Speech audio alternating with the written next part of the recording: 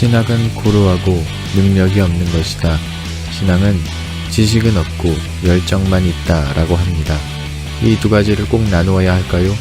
지금 이 시대와 교회에 신앙과 신학의 조화는 꼭 필요합니다. 신신의 그 조화의 36번째 시간 한국 이단 특집 1부 지금 시작하겠습니다.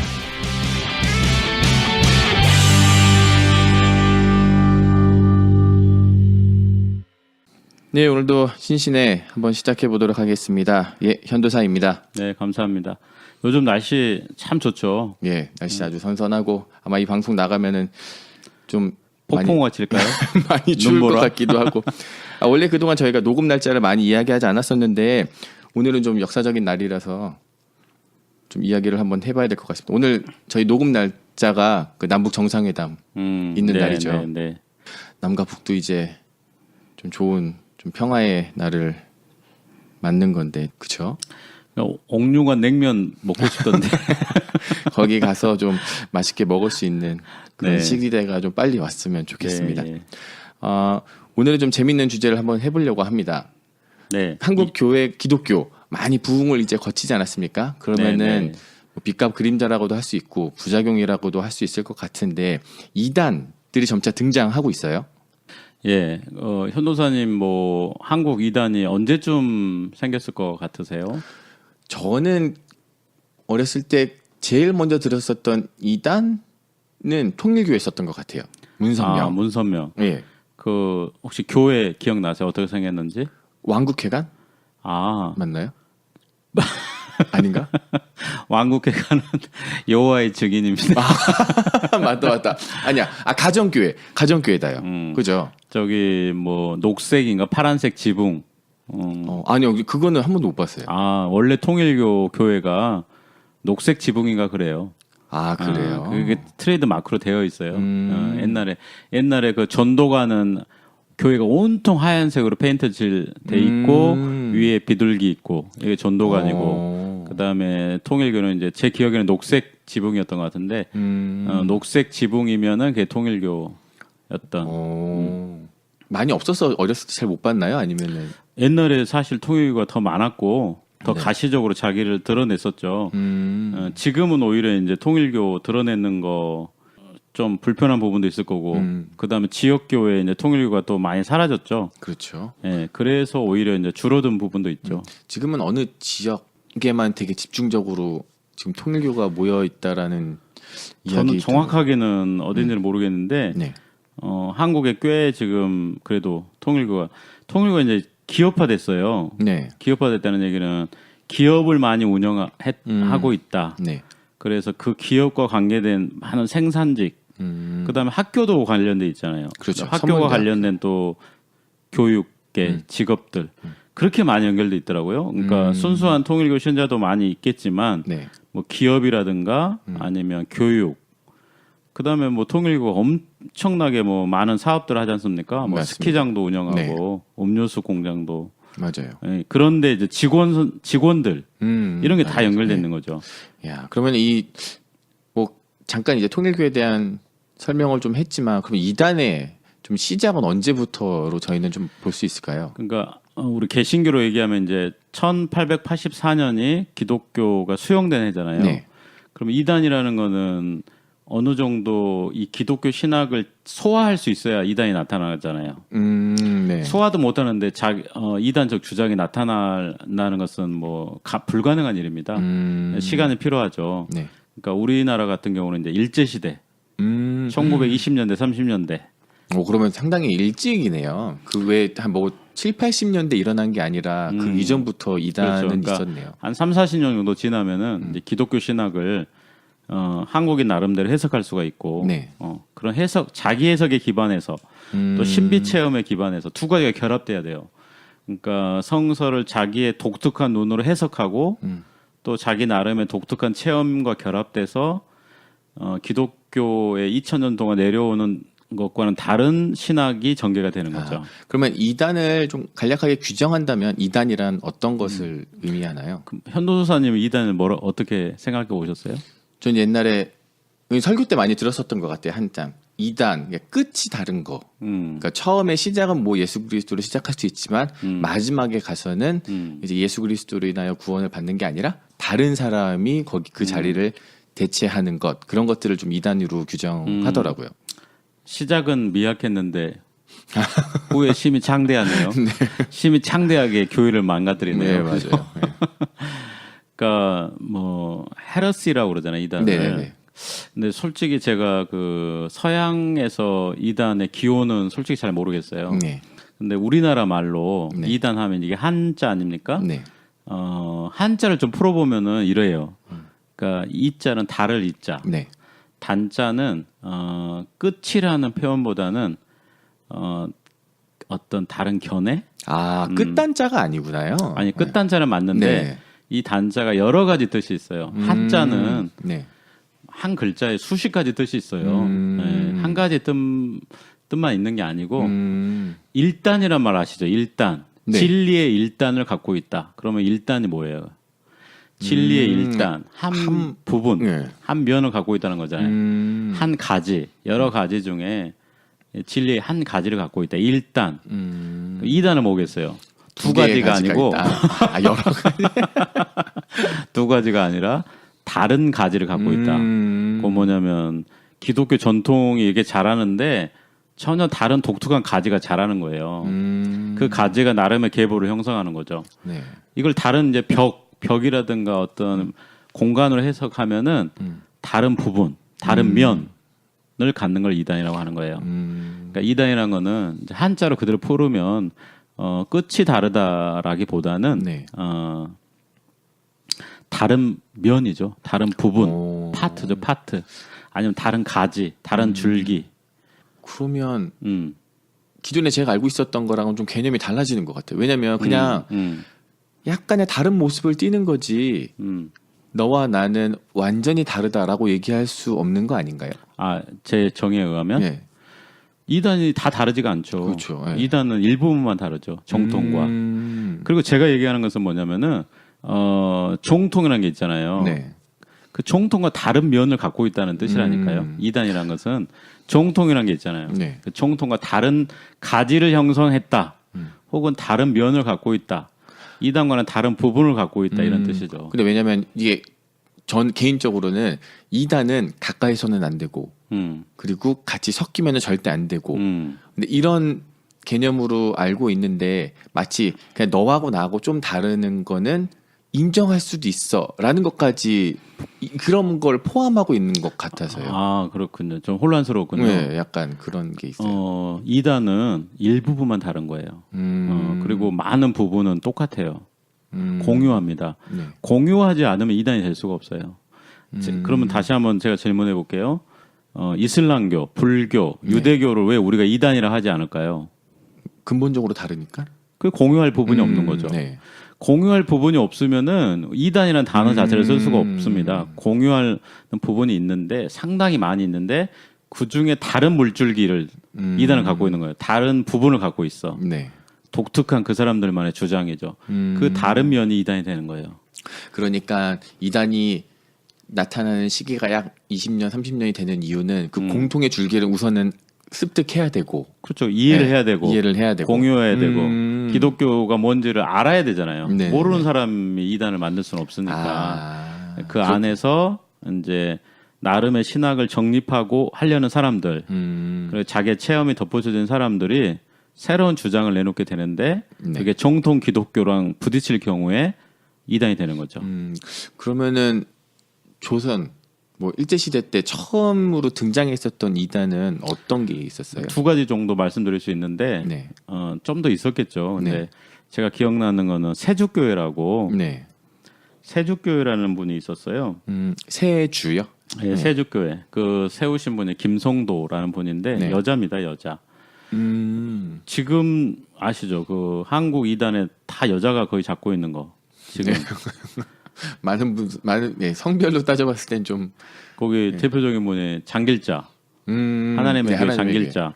그 다음에 한학자, 네. 통일교 한학자. 지금 한국 대표 이단에 몇 개 안 되지만 그 중에 2개가 지금 벌써 한국 맞아요. 여자분이 갖고 있고 그리고 그다음에 저번에 그것이 알고 싶다에 나왔던 그 피지에 있는 신옥주 네. 신옥주 목사도 뭐 거의 이단에 가깝더만요 보니까. 네네네. 그 다음에 이제 그 신천지 신천지는 이제 그 지금 후계자가 네. 누가 될지 궁금하지만 뭐 전통적으로 지금 주 그 관심을 갖고 있는 분도 여자예요.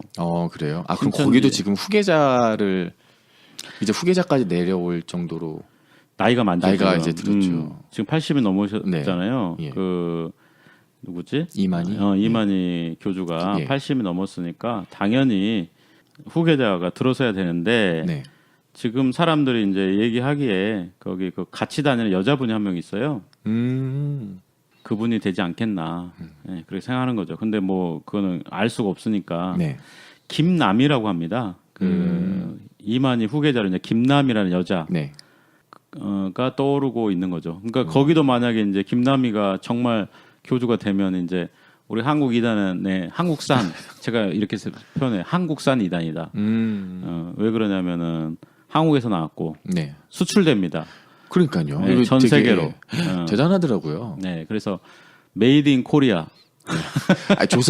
조선 기독교 신학은 부족한데 이단은 창고라고. 네, 그래서 김남희, 뭐 장길자, 한학자, 뭐 신옥주, 네. 뭐 여자 이단들이 요즘 대세예요. 어디까지 하다 이렇게 왔죠? 네. 최초 그 세주교회 제가 맞아, 설명하시다가 맞아. 예. 그 김송도라는 여자분이었는데 네. 김송도라는 여자분을 우리가 꼭 기억할 필요가 있어요. 네. 왜 그러냐면은 1923년에 네. 1923년에 세주교회를 시작했는데 이 사람이 독특한 견해를 얘기를 해요. 뭐냐면 하나는 뭐냐면 죄의 뿌리는 음란이다. 음란한 네. 성관계다. 네. 그래서 쉽게 설명하면은 하와 있잖아요. 하와. 네. 하와가 사탄과 성관계를 가졌다. 그래서 그 하와 몸 안에 더러운 사단의 피가 흘러가고 네. 그 피는 다시 아담에게로 갔고 그 인류가 이제 그렇게 해서 범죄했고 죄악에 몰들었다는 거죠. 네. 그러니까는 그 서구 신학에서 얘기하는 그 아담과 하와 이야기랑 좀 달라요. 해석이. 네네. 근데 그거는 왜 중요하냐면은 거기서 이제 피가름 교류가 나와요. 피가름. 피를 갈라준다는 뜻이거든요. 네. 피를 갈라준다. 그래서 옛날에는 뭐 이런 얘기들이 있어요. 저 어느 정도 사실인지 모르지만 어느 정도 사실일 것 같아요. 네. 뭐냐면 교주들이 피가름을 진짜 성관계로 했다. 뭐냐면 아담과 하와 네. 그 위에 사탄, 네. 하와 사탄을 통해서 그 더러운 피가 들어왔고 그게 아담과의 성관계를 통해서 다시 인류에게 들어오잖아요. 네. 그러니까는 새로운 교주는 피가름을 하는데 그 피가름은 또 그 성관계로 되는 거죠. 저는 피가름이라는 단어는 통일교에서 제일 먼저 들었는데 여기서 뭐 또 시작된 그렇죠. 건지는 전혀 몰랐네요. 그러니까 이 사람이니까 그 한국 이단의 신학적 원조예요. 이 김송도라는 사람이 그래서 주목을 받는 거예요. 김송도라는 사람이 이 피가름 교리가 한국 이단의 어떤 보편화가 된 거죠. 그러면 그 밑에서 뭔가 배웠거나 그 밑에서 생활했었던 사람이 또 다른 이단을 만들기도 하나요? 그렇죠. 그렇구나. 그러니까 이단이 계보가 야, 진짜 계보가 있네요. 계보가 있는 거죠. 그래서 뭐 이단 전문가들은 계보를 작성하죠. 그래서 뭐 이 김송도하고 이제 김송도의 교리가 김백문이라는 네. 예수교 이스라엘 수도원, 이스라엘 수도원. 예, 김백문이라는 사람이 이제 김송도의 신학을 더 확장 발전시킵니다. 네. 그리고 이거를 이제 문선명이 배웠다고 우리 이제 얘기가 되고 있죠. 그러면서 이제 그 피가름 교리. 그러니까 지금 문선명 같은 경우도 그 뭐 책에 보면은 처음에 성적인 관계 네. 되게 뭐 소문이 많아요. 그건 왜 그러냐면은 이제 피가름을 진짜 교주가 하는 거죠. 성관계가 있는 거예요. 그래서 이게 이제 굉장히 무서운 이유가 뭐냐면은 이 사람들은 이제 그 여자 성도들을 성적으로 유린하는 거잖아요. 그렇죠, 그렇죠. 근데 성도들은 순진한 성도들은 이게 구원 행위로 보는 거예요. 그럼요. 네. 저 이제 교주와 혹은 저 사람과 내가 그 행위를 해야지 구원받을 수 있다라고 그렇죠. 이제 믿으니까요. 그러니까 성소로 유린됐고 이제 내가 성소로 농락당한다고 생각하지 않고 그렇죠. 구원받았다고 생각해 보는 거죠. 야. 그리고 이제 또 교주들은 또 두 종류가 있다고 해요. 네. 하나의 교주는 자기가 구세주가 아닌 걸 아는 교주가 있어요. 아닌데 네. 사람을 속이는 거죠. 네. 돈을 벌기 위해서라든가 네. 아니면은 뭐 경제적인 이득을 얻기 위해서라든가 사람들을 조종하기 위해서라든가 여러 가지 목적으로 사람들을 자기가 교주가 아닌데 네. 속여 교주인 것처럼 이런 교주도 있고 또 어떤 교주는 진짜 자기가 또 구세주라고 믿는 사람도 있어요. 네네네. 그런 사람이 더 무섭죠 어떻게 보면. 그렇겠네요. 왜냐하면 자기도 자기를 신이라고 생각하니까 그러니까요. 아니면 구세주라고 생각하니까 그럼 그런 사람이 피가름을 하잖아요. 네. 그러면은 이렇게 생각하는 거예요. 또 자기는 저 여자 성도를 성적으로 유린한 게 아니라 진짜 구원을 베풀었다. 그렇죠. 이야. 구원 행위를 내가 하고 있다. 음. 이게 포기할 수 없는 일이 돼 버리는 거예요. 야, 이게 거기서부터 시작됐구나. 왜냐면 그러니까 지금도 아마 많이 강연을 하고 다니시겠지만 그때 대학교 1학년 때인가? 그때는 현대종교에 계시는 소장님이셨던 것 같아요. 탁지원 소장님, 그 아버님께서 탁명한 소장님. 네네. 그래서 이제 강연 같은 거 많이 하시고 저도 이제 많이 보고 참석해서 들었을 때 이 피가름 교리로 인하여서 그 당시 교주가 이제 여성도들과의 어떤 이제 물란한 성관계들을 통해서 여성의 인권을 유린하고 이제 그 어떤 폐단 같은 걸 계속 얘기했었거든요. 네, 근데 네. 이제 그 원조가 옛날부터 있었다라는 예, 근데 거죠. 이제 김송도란 분은 여자분이었고 네. 나이도 많으셨기 때문에 이분이 피가름 교리를 주장을 했지만 그게 뭐 성관계를 맺어야 된다 이런 건 아니었어요. 그때는 그냥 그런 이제 것까지는 이런 것들 아니었고. 남성들이 수용하면서 자기들이 또 그걸 한 거죠. 성적으로 유린하고 그걸 구원행위라고 포장하고 김송도란 분은 이제 이론만 얘기를 한 거예요. 죄의 뿌리는 음란이고 그래서 죄가 들어온 거다. 네. 그러니까 예수의 피로 피가름이 돼야 된다. 근데 이런 것들을 남성 교주들 또 이런 분들이 이제 자기들의 이익을 위해서 이제 재해석하고 그리고 이제 통일교는 지금 피가름 행위는 아마 그 합동 결혼식 같은 거 네네. 그런 걸로 되는데 뭐 교주가 성관계하고 이런 건 없습니다. 이제 네. 뭐 물리적으로도 불가능하고 네네. 이제 어떤 종교가 섹트 아주 소종파에서 대규모의 어떤 종교 집단으로 네. 발전할 때는 그런 게 사라져요. 제가 조금 할 때 그 세력이 이렇게 크지 않았을 때는 이제 일어날 수 있지만 그런 사이비 같은 그런 은밀한 행위들이 있죠. 네. 그런데 이제 이게 이제 제도적인 어떤 종교나 교회로 발전을 하려면은 그런 게 있어서는 안 돼요. 물론 교주가 밤에 몰래 어떤 여성들을 불러서 은밀하게는 할 수 있을지 몰라도 네. 이게 제도화할 수는 없는 거죠. 그래서 이제 통일교는 피가름 교리가 아마 제가 알기로는 그 합동 결혼식 네. 그리고 영적으로 이제 해석되는 거죠. 예, 그래서 이게 이제 죄의 뿌리는 음란이다. 이게 첫 번째 그 김성도의 주장이고요. 두 번째도 중요해요. 재림을 어떻게 설명을 하냐면은 네. 인간의 몸을 입고 태어난다. 재림 그 재림을 그렇게 설명하는 거죠. 그러니까 뭐냐면 이거는 메시아는 앞으로 한국에서 오는데 네. 인간의 몸으로 태어난다. 공중에서 오는 게 아니에요. 그러면 이거는 어떤 이제 모티브를 주냐면은 인간에서 몸에서 태어난 사람들이 이제 자기가 메시아라고 주장할 수 있는 근거가 되는 거예요. 그렇죠. 공중에서 안 와도 돼 이제. 네네. 공중에서 구름 타고 안 와도 태어난 어린 아기가 이렇게 자라서 내가 뭐 구세주다라고 주장할 수 있는 명분도 생기는 거고요. 그렇죠. 그래서 김성도가 주장했던 거 재림주는 육신을 입고 한반도에 온다. 네. 이게 이제 다 보편화된 거예요. 뭐냐면 전도관, 문선명, 네. 신천지 다 이게 이제 자기가 구세주.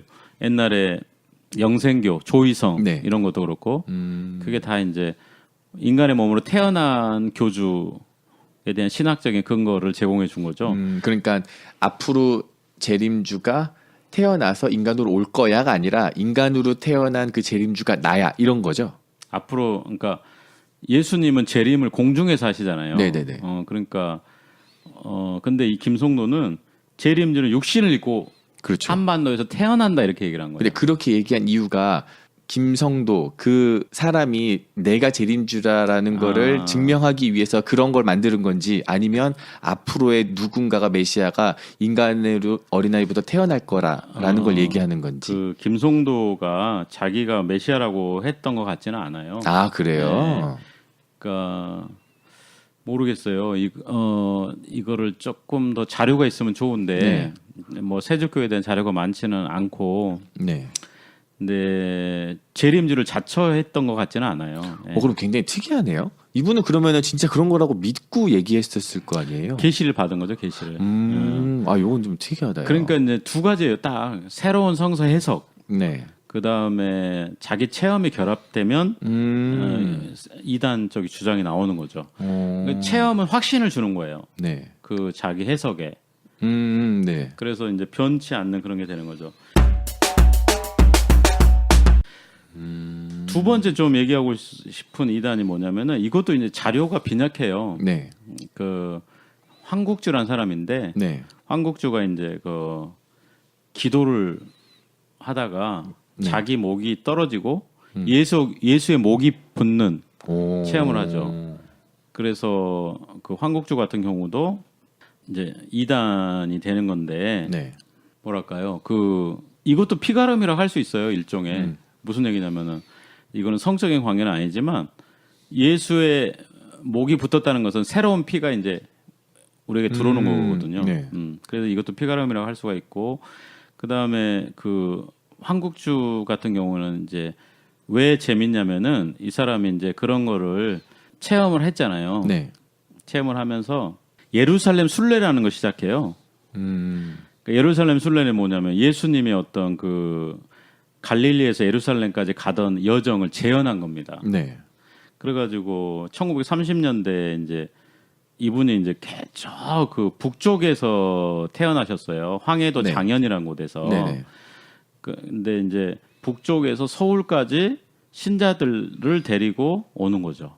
근데 이제 설에 의하면 이래요. 그 수염도 기르고 네. 머리도 기르고 옷도 하얀 옷을 입어서 완전히 예수 같았다. 아 이분 혹시 여성 같은데 남성이에요? 네, 남성인데 자칭 예수죠 일종의. 그러니까 뭐냐면 100일 기도해가지고 그리스도와 심지어 체험을 해가지고 합의를 한 거 아닙니까? 네. 그죠? 그리고 예수의 목이 붙은 거예요. 네. 일종의 신비 체험이죠. 그러면 이 얘기는 뭐냐면 이 사람은 예수가 된 거예요. 그러네요. 그리고 머리와 수염을 기르고 흡사 예수의 모습과 엄청 비슷하게 하고 서울까지 예루살렘 순례를 한 거예요. 서울 순례죠 일종의. 근데 곳곳 이제 내려오는 도중에 교회가 있으면 부흥회도 인도하고 교회에서 합숙도 하고 합숙을 한 게 상당히 비판을 많이 받았어요. 남녀 관계가 이제 유별할 때라 네네. 조선 사람들이 보기에 그게 이제 상당히 거부감을 줬죠. 저 집단은 왜 혼숙을 하나 이렇게. 사람들이 예수의 모습과 너무 흡사해가지고 자기도 예수라고 주장하는데 모습도 예수 같으니까 사람들이 많이 따랐죠. 혹시 내려오면서 새 신자들도 이렇게 막 생기고 그랬을까요? 그랬을 가능성이 있어요. 왜 그러냐면은 부흥회를 인도하고 왔거든요. 교회 자기가 들리는 교회가 있으면 그 교회에서 부흥회를 인도하고 오는 그 황국주를 받아들인 사람도 있었을 거 아니에요. 그렇죠. 예. 그럼 그 사람이 이제 부흥회를 인도할 거 아닙니까? 그러면 이제 황국주에 넘어간 사람이 생길 수가 있죠. 그래 예루살렘 순례에 많은 여성들이 동참을 했다고 합니다. 이 일이 이제 1931년에 있었는데 네. 용정 있잖아요. 거기 그 한반도 넘어 용정, 용정에서 출발해서 함경도를 거쳐서 서울까지 수십 명의 사람들이 걸어오면서 서울까지 온 거죠. 그냥 걸어서만 온 건가요? 예를 들어서 뭐 이렇게 십자가를 지거나 그런 건 아니고 그냥 걸어서요. 그래서 왔는데 뭐 사람들이 봤을 때는 정말 예수가 그 옛날에 갈릴리에서 뭐 예루살렘 가는 것 같은 느낌을 줬고 이제 일설에 의하면 황국주 아버지가 또 그를 따르는 사람들이 황국주를 보면서 주라고 주님 이렇게 얘기를 했다고 합니다. 그리고 뭐 당시 황국주의 이름 국주의 발음이 구주와 비슷해서 그의 주위에서는 그를 구주로 부르기로 했다는 말이 있는데 어쨌든 그 김성도하고 황국주의 자료가 많지가 않고 사진 자료나 이런 거는 전혀 없나요? 좀 사진이 돌고 있죠. 인터넷 보시면은 김송도 사진, 할머니 사진 있고 네. 황국주 사진도 있어요. 황국주 사진은 근데 보시면 좀 실망하실 거예요. 왜 그러냐면은 이분이 계속 그 이단으로 남았던 게 아니라 나중에는 이제 그거를 버리는 걸로 저 알고 있거든요. 그때는 이제 머리도 자르고 양복 입고. 아 그럼 순례 중에 찍었던 사진은 없나 봐요. 없어요. 네, 그래서 알 수가 없죠. 근데 어쨌든 일설에 의하면 그 따르던 사람들이 구주라고도 부르고 네. 그다음에 많은 사람들이 아 정말 이거 예수처럼 생겼다 이렇게 많이 느꼈다는 거죠. 그래서 이제 이게 문제가 돼가지고 그 황국주는 이제 그 이단시 됐었죠. 그 당시부터 이미. 네. 근데 그 당시에요. 그 장로교가 한국교회 맏형이었어요. 맏형. 네. 그 맏형 노릇을 하려면 무슨 얘기냐? 이단도 장로교가 정리해야 되잖아요. 예, 그래서 노선 정리를 해주는 사람들이었구나요. 예, 장로교가 이제 지금도 장로교가 보통 정리하잖아요. 맞습니다. 조금 너무 이제 무리해가지고 무리를 일으키는 경우도 없지 않아 있지만 네. 예, 장로교가 이제 신학적으로도 보수적이잖아요. 맞아요. 그러니까 민감하게 반응하는 거죠. 이단적 현상에 대해서 그거는 그때부터 있었던 일이라고 할 수가 있습니다. 황국주. 그럼 나중에는 그러면 다 버리고 어디로 예를 들어서 일반 교단 교회로 들어간 거였나요? 황국주? 네. 황국주가 이제 그냥 독립운동을 했다는 설도 있고, 아. 예, 독립운동을 했다는 건 맞는 것 같아요. 음. 예, 독립운동으로 이제 헌신했는데 평범하게 이제 그냥 죽었다는 게 이제 일반적인 건데 안타깝게도 두 분에 대한 자료가 그렇게 많지는 않고 많지가 않고 간접 자료죠. 다 증언 자료고. 그러니까는 좀 그게 안타깝죠. 근데 이 사람이 1933년에 영계라는 잡지를 만들어요. 영계. 영계. 영적인 세계. 그죠. 영계. 근데 영계 1호가 이제 제가 연세대 대학원 다닐 때 도서관에서 봤습니다. 네네. 원본이 있어요. 예, 그래서 영계라는 잡지는 황국주가 만든 잡지입니다. 찾아볼 수 있나요? 아니면 연세대학교 가봐야지만 볼 수 있는 건가요? 그 뭐 표지 같은 거는 인터넷에 돌 텐데 내용까지는 안 돌 것 같아요. 혹시 뭐 내용이 좀 저도 읽어봤는데 네. 그렇게 신기한 내용은 없더라고요. 그렇게도 신기한 예, 내용이었어요. 왜냐하면은 이제 우리가 한국주가 머리가 붙었다, 예수의 네. 머리가 붙었다 하면 굉장히 이제 새롭잖아요. 네. 근데 이제 그 영계는 제 기억에 아주 오래전에 읽었어요. 네. 제 기억에 특별한 거는 없었던 걸로 기억이 됩니다. 근데 네. 그 뒤로 이제 영계가 계속 발행됐던 건 아니고 네. 어쨌든 하나밖에 없어요. 하나. 1호밖에. 지금 딱 남아 있는 건 하나밖에 없네요. 그리고 그 1호만 발행했을 가능성도 높아요. 예, 그러면 이 두 분 말고 또 한 분 또 소개시켜 주실 분이 또 있으신가요? 그러니까 그 누구로 지금 김송도는 이제 한국 이단의 원조로서, 네. 근데 황국주는 정말 특이한 신비 체험으로서 자칭 예수로서, 네네. 근데 뭐 또 한 명 얘기하자면은 우리가 이용도 목사를 다룰 때 이미 다뤘는데 네네. 그 원산파, 원산의 네. 이제 그 유명화, 네. 그다음에 백남주, 한준명, 나중에 예수교회를 세우고 네. 예수교회는 이제 이용도 목사님이 주도하게 돼서 논란이 됐었잖아요. 네네. 근데 유명화 같은 경우는 이제 신비 체험의 어떤 주장이 황국주만큼은 아니에요. 황국주는 완전히 그 예수의 머리가 자기에게 붙었으니까 네네. 거의 자칭 예수 아닙니까? 그렇죠. 그런데 유명화는 입신이에요, 입신. 그러니까 뭐냐면 예수가 자기를 찾아오는 거죠. 네. 근데 이게 꼭 거의 무단 것 같아요. 그렇네요. 접신 상태라. 접신. 신들림 같은 네. 거예요. 그래서 유명화가 이제 접신 상태가 되면은 목소리도 변하고 행동도 굉장히 위험 있어지고 사람들은 그런 카리스마에 압도되고 그러는 거죠. 그래서 백남주라든가 한준명도 유명화의 계시에 네. 동의했던 것 같습니다. 근데 이제 유명화는 평신도예요. 네. 평신도이기 때문에 어떤 신학적인 게 없고 주로 이제 계시를 받는 거죠. 근데 백남주라든가 한준명은요, 그 정식으로 신학 공부를 했던 사람입니다. 평양신학교, 특히 백남주는 평양신학교 출신이고 네. 성경을 헬라어로 읽을 정도로 굉장히 똑똑하신 네. 분인데 이런 분들은 이제 나름의 그런 걸 신학화한 거죠. 그 신학 본인들이 가지고 있는 어떤 지식으로 저거는 좀 이상한 것 같아라고 한 게 아니라 그 유명화가 보여준 그것들을 신학화로 정당화시킨 거예요. 그렇죠, 그렇죠. 그러니까 예수교회가 논란이 되는 게, 그러니까 이용도 목사는 그 정도는 아니었는데 어쨌든 백남주라든가 유명화 이런 분들은 좀 신학적으로 좀 셌었죠. 셌단 말은 이제 정통에서 벗어나는 거죠. 아주 이건 질문 꼭 드려야 될 것 같아요. 왜 그거를 옳고 그른지에 대한 분별은 하지 않았었던 거예요? 그러니까 너무 그게 강해서? 너무 세서? 그러니까 아직 우리 현도사님은 순진하신 거예요. 그러니까 뭐냐면은 순진한 거예요? 그런 사람들 왜 그렇게 안 했겠어요? 그게 옳다고 봐서 그런 거죠. 그게 옳다고 소신이 있으니까 당연히 제가 한번 물어볼까요? 문선명은 어떨 것 같아요? 저게 잘못됐다고 생각하면서 통일교를 만들었을까요? 아니면 자기 확신이 있었을까요? 자기 확신이 있었겠죠. 마찬가지죠. 유명화라든가 백남주도 그런 겁니다. 네, 자기 확신이 있는 거예요. 뭐냐면 옳은 거죠. 그러니까 우리가 이단을 많이 오해하는 게 뭐냐면은 이단들이 잘못된 주장임에도 알면서 교회를 파괴하는 사상인 것도 알면서 저런다고 생각하시는데 그건 정말 잘못된 생각이에요.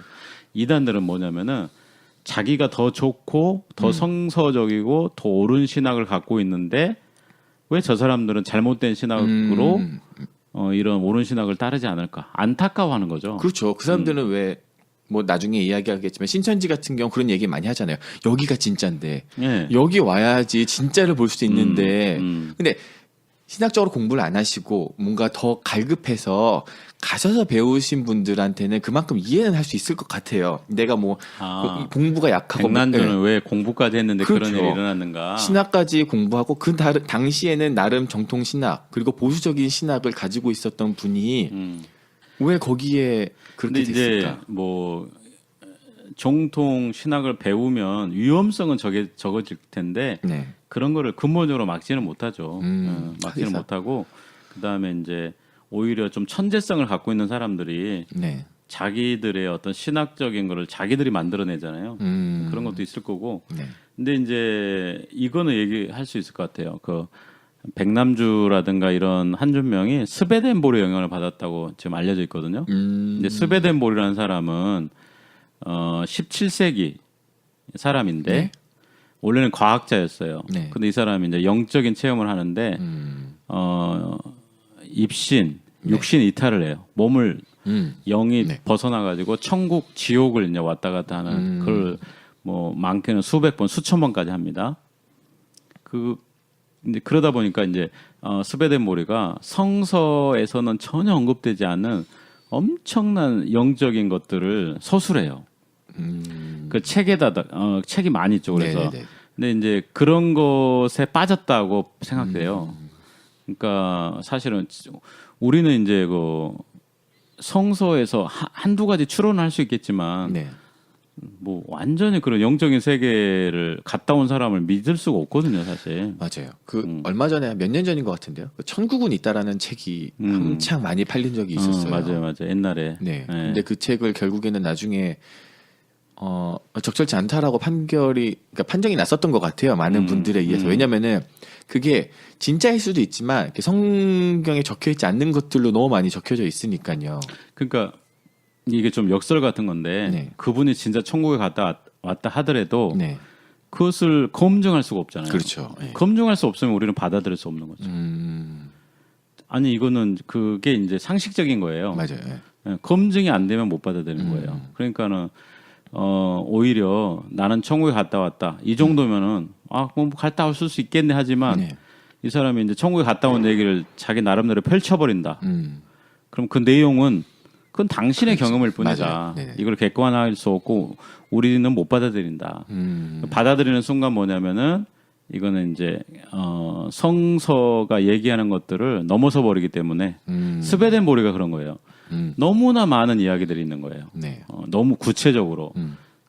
그런데 우리가 그거를 정통 신학 안에서 수용할 수가 없고, 근데 백남주, 한준명은 좀 그런 게 관심이 많았던 것 같고, 이제 그러니까 유명화의 그런 영적인 현상들을 받아들이게 된 거죠. 한국에 이제 수배대모리가 좀 유행을 했었어요. 일제시대 때. 또 그래요? 영적인 흐름이 있어요. 그러다 보니까 이 사람들도 받아들이게 된 거죠. 자, 그러면은 일제 시대 때도 벌써 이단은 이미 출연을 했고 그리고 그 맥은 절대 끊기지 않고 지금 2018년까지 쭉 내려오고 있는 거죠. 그러니까 이 사람들이 뭐 제자를 키워가지고 네. 너는 내 도를 전해라 그렇죠. 이런 건 아닌데 네.